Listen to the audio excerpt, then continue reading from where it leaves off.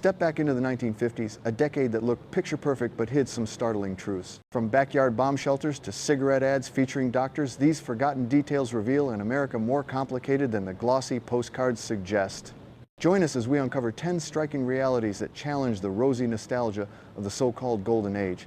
If you're ready for the real story, hit like and subscribe to keep the memories alive. Jukebox at diners. Slide into a vinyl booth in a 1950s diner and you'd hear the soft whir of a jukebox sparking to life. With a dime slipped into the slot, gears clicked, records dropped, and suddenly Chuck Berry or Buddy Holly filled the room. Teenagers in saddle shoes tapped their feet, couples leaned closer over milkshakes, and even the cook in the back swayed to the beat while flipping burgers. The jukebox wasn't just a machine, it was the pulse of youth, turning every meal into a private concert. The glow of neon lights reflected on chrome counters, the smell of French fries mingled with the sound of rock and roll, and for a few minutes, the world outside disappeared. Today, playlists stream endlessly on our phones, but back then, every song choice mattered because it carried a piece of your heart in that one moment. If you've loved this journey back through the memories of the 1950s, don't forget to like, subscribe, and share. Together, we can keep these stories alive for generations to come. Penny candy jars. In the corner store of the 1950s, a child's paradise sat right at eye level. Great glass jars brimming with penny candy, Tootsie Rolls, Mary Janes, licorice sticks, and bubblegum in every shade of the rainbow. With a single coin, you could walk away with a small paper sack that felt like treasure. The thrill wasn't only in the sugar, but in the choice, leaning forward, pointing with excitement, deciding which sweet would make the cut. Those jars sparkled like jewels behind the counter, and the clerk often knew your name slipping in an extra piece if you smiled just right.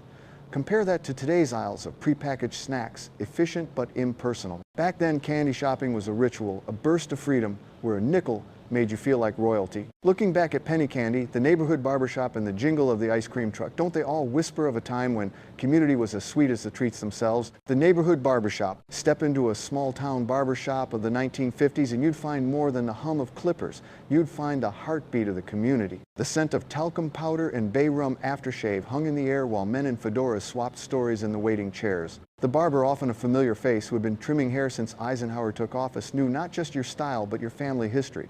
A haircut wasn't just $2, it was a ritual, a moment of connection. The buzzing clippers blended with whispered secrets, town gossip, and the occasional joke that made everyone laugh.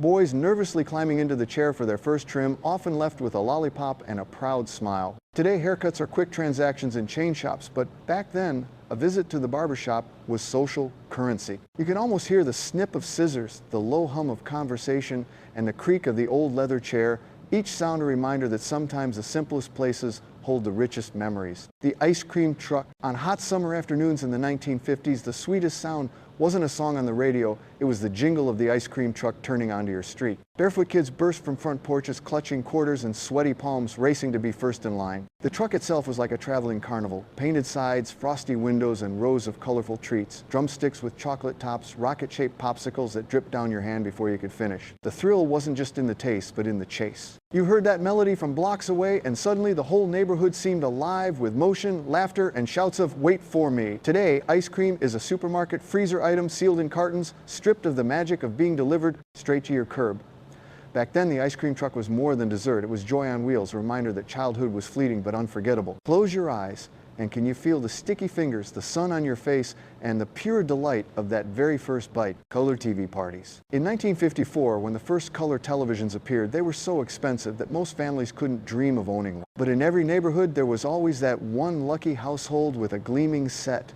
On Sunday nights, half the block would squeeze into their living room gasping at the sight of Technicolor skies and vibrant costumes. For kids who had only known black and white, it was like stepping into another world. The moment a show switched from gray tones to brilliant hues, the room filled with awe. Neighbors passed popcorn bowls, children sat cross-legged on the rug, and adults leaned forward as if the future itself had just turned on. Compare that with today's high-definition screens in every pocket.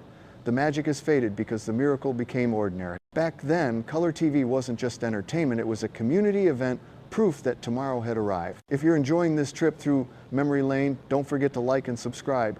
Your comments keep these stories alive. Share your own color TV memories below. TV dinners. When the TV dinner first arrived in 1953, it felt like the future had landed right in the kitchen. A shiny aluminum tray promised a full meal, turkey with gravy, peas, and even dessert for less than $1, ready in minutes with 0 dishes to wash. Families would gather around their black and white television sets, balancing trays on their laps, marveling at the convenience while watching I Love Lucy. It wasn't called processed food back then, it was called exciting. For many households, the TV dinner represented progress. Mom didn't have to spend hours at the stove, and kids loved peeling back the foil to see perfectly portioned compartments. Compare that with today's microwavable meals, faster, yes, but lacking the novelty and thrill of the very first frozen dinners. Back then, eating from a tray felt like being part of a modern experiment, a peek at a new America racing toward the future. And who can forget the taste, not gourmet but strangely comforting, served hot under the glow of a living room lamp? It was less about flavor and more about being together united in front of the flickering screen. Red radio flyer wagon. In the backyards and sidewalks of the 1950s, a bright red radio flyer wagon was the crown jewel of childhood. Its steel frame rattled across cracked pavement, carrying everything from dolls and baseball gloves to a younger sibling who demanded a ride. When it rained, the wagon flipped upside down and became a pirate ship, a turtle shell, or even a makeshift fort. Imagination was the only upgrade, and children never seemed to run out of worlds to create. The beauty of that little red wagon was its versatility. It wasn't just a toy, it was a companion. It hauled groceries from the corner store, firewood for camping trips, even pets tucked under a blanket. Today's children may have tablets and video games, but that wagon gave kids something priceless, the power to invent adventures from the simplest tool.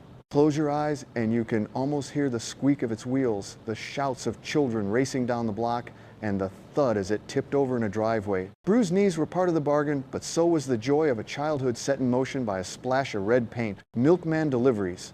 Early mornings in the 1950s often began with the soft clink of glass bottles left at your doorstep. The milkman, dressed in a crisp white uniform, carried a wire basket that rattled with fresh milk, cream, and sometimes butter. Children would rush to the porch, peeling off the little paper lids just to steal the first sip before breakfast. That cold, creamy taste wasn't just refreshing, it was a reminder of a simpler rhythm of life when food came from nearby farms and neighbors trusted each other enough to leave goods right outside the door. There was something almost ceremonial about those bottles waiting at dawn, dew glistening on the caps as the sun rose. Compare that to today's plastic jugs on supermarket shelves. Efficient, yes, but stripped of the personal touch that once made every delivery feel like a gift. The milkman wasn't just a worker, he was part of the neighborhood, a familiar face who marked the start of each day. Looking at these first three memories, Sunday, dinners, drive-in theaters, and the morning milkman, what do you think they tell us about the pace of life back then compared to now? Drive-in theaters. On warm summer nights in the 1950s, cars lined up in wide fields under the stars, each family or couple eager for the glow of the giant outdoor screen. You rolled down the windows, hooked the metal speaker onto the side of your car, and suddenly the night transformed into an adventure. Parents leaned back with paper cups of soda, while kids in pajamas curled up in the back seat, their eyes wide as cartoons flickered before the main feature. Teenagers, of course, weren't always watching the movie. They were stealing glances, holding hands, or sharing popcorn that tasted better under the open sky. The magic of drive-ins wasn't just the film. It was the cool night air, the sound of crickets blending with dialogue, and the sense of being together yet apart in your own little world. No streaming, no endless scrolling, just a double feature and the thrill of headlights pulling away when the credits rolled. If you're enjoying this trip through time, hit like and subscribe for more. After all, these memories only live on when we share them together. Sunday family dinner. Picture a Sunday afternoon in the 1950s, the smell of roast beef drifting through the house, while cousins tumbled in the yard and grandparents settled into their favorite chairs. The table wasn't just set with mashed potatoes and gravy, it was set with tradition. Every family member had a place, even the noisy uncle who told the same story every week. There was always a Jell-O mold that nobody truly liked, but everyone scooped a spoonful anyway because that was what you did. What made these dinners special wasn't the menu, but the rhythm of togetherness. The clinking of silverware, the low hum of voices, the laughter of kids sneaking extra rolls, it stitched the family into one fabric. In today's world of fast food and busy schedules, we rarely pause for that kind of ritual. But in those days, Sunday dinner was non-negotiable. It was sacred time. Think back, if you close your eyes, can you almost hear the clatter of dishes, feel the warmth of a crowded table, and smell that roast beef in the oven?